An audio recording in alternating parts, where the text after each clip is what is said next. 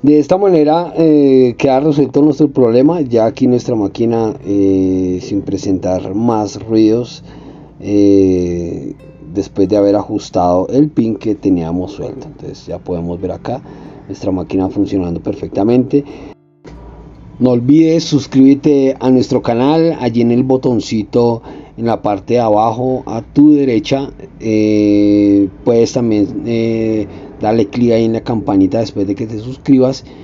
Y nada, cualquier comentario con muchísimo gusto, recuerda que lo puedes hacer tú mismo.